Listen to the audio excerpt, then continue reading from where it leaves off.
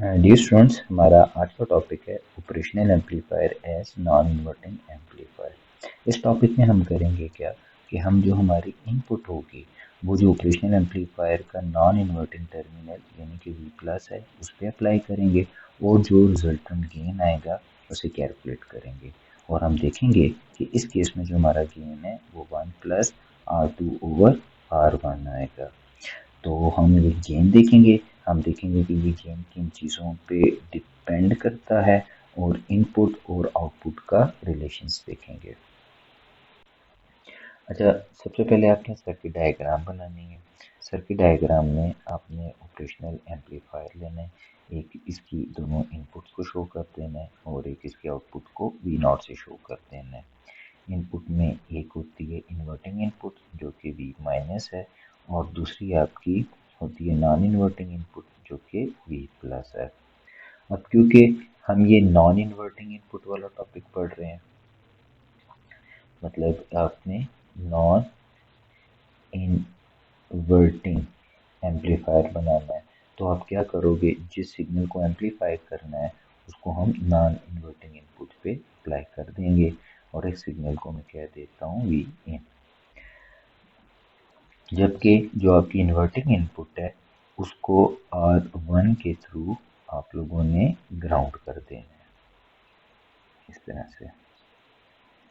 और negative stability के लिए नेगेटिव फीडबैक अप्लाई करनी है। नेगेटिव फीडबैक R2 रजिस्टर के थ्रू वापस नॉन इन्वर्टिंग इन्वर्टिंग इनपुट के साथ कनेक्ट कर देनी है। तो इस तरह V0 को आपने V माइनस या इन्वर्टिंग इनपुट के साथ कनेक्ट कर दिया। इस तरह से ये नेगेटिव फीडबैक हो जाएगा। तो ये आपकी सर्किट डायग्राम है।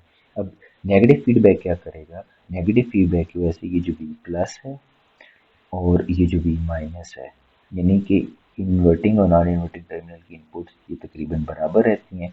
अब क्योंकि नॉन इन्वर्टिंग पे इनपुट आपने V इन अप्लाई किया, ये तो हो जाएगा V प्लस V इन के बराबर होगा, क्योंकि ये दोनों एक दूसरे के बराबर रहते हैं नेगेटिव फीडबैक की वजह से। तो पूरी V माइनस भी किसके बराबर होगा, V इन के। तो अब आगे हम इसका गेन फाइंड करते हैं। तो अब मैं इस डायग्राम को कंसिडर करूंगा। ये तो गेन फाइंड करने के लिए सबसे पहले यही बात आपने ध्यान में रखनी है कि यहाँ पे जो V माइनस और V प्लस है, मतलब ये V माइनस और ये जो V प्लस है, ये दोनों किसके बराबर होंगी, V इन के बराबर या VI या V इन के बराबर होंगी। करंट थ्रू R1, आप जानते हैं कि ये जो I1 है ये करंट फ्लो हो रहा है R1 से, ठीक है। अब जो ओम्स लॉ है वो कहता है कि जो करंट होता है वो होता है I is equal to V/R, ठीक है। तो I को मैं लिख सकता हूँ I1 को V/R1, जबकि V जो है ये पोटेंशियल डिफरेंस होगा R1 के क्रॉस। अब अगर आप देखें तो R1 की इस साइड को हमने ग्राउंड किया हुआ है तो पोटेंशियल 0 वोल्ट है, दूसरी साइड पे पोटेंशियल V माइनस है, तो मैं इसे लिख सकता हूँ डेल्टा V को 0 minus V minus over R1। अब क्योंकि वर्चुअल ग्राउंड का प्रिंसिपल ये कहता है कि V प्लस और V माइनस आपस में क्या होंगे, इक्वल होंगे, तो लिहाजा और V प्लस V इन के बराबर है, तो V माइनस की जगह भी मैं लिख सकता हूँ 0 माइनस V इन ओवर R1 या माइनस V इन ओवर R1। तो इस तरह आपका ये I1 आ गया। इस तरह में R2 में से देखें तो जो करंट फ्लो कर रहा है वो I2 है, तो I2 किसके बराबर होगा, potential difference across R2 divided by resistance R2।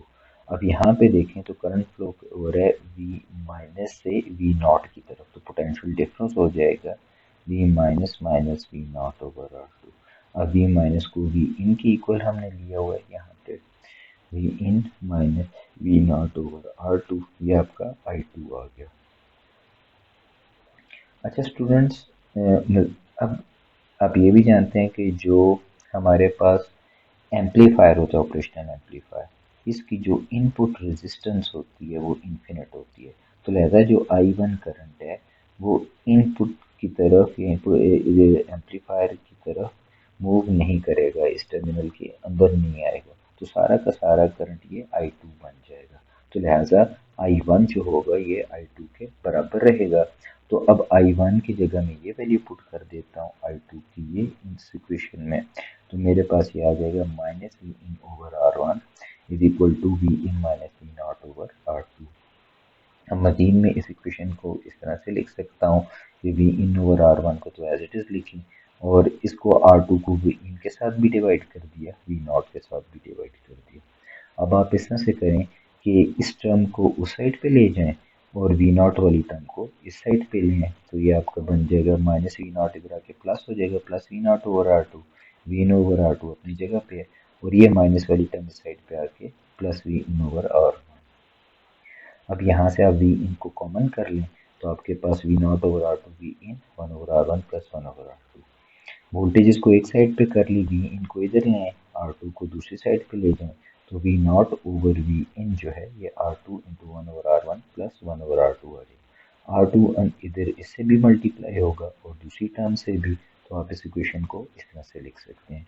अब R2 से कैंसिल हो गया, तो और ये जो वी नॉट ओवर वी इन है ये आपका गेन है जी, तो आप लिख सकते हैं gain is equal to 1 plus R2 over R1, तो इसमें आपने गेन फाइंड कर लिया। अब यहाँ से आप गेन में देख सकते हैं जो आपका गेन है ये सिर्फ डिपेंड करता है R2 और R1 की वैल्यूज़ पे, ये इस पे डिपेंड नहीं कर रहा कि ऑपरेशनल एम्पलीफायर के इंटरनली क्या है, क्या कनेक्शंस हैं, या इंटरनल किसी चीज़ पे डिपेंड नहीं कर रहा। और दूसरा गेन पॉजिटिव है, तो गेन पॉजिटिव होने का मतलब ये है कि अब ये एम्पलीफायर की जो आउटपुट है वो इन्वर्टेड नहीं होगी, वो इनपुट के साथ इन फेज है। मतलब अगर ये इनपुट है तो ये आउटपुट है, आउटपुट एम्पलीफाइड तो है पर इन्वर्टेड नहीं है, यानी इनमें फेज डिफरेंस जो है वो ज़ीरो है। क्रस्ट यानी कि क्रस्ट ही है, ट्रफ जो है ट्रफ ही है। थैंक यू वेरी मच बच्चों, आज के लिए इतना ही।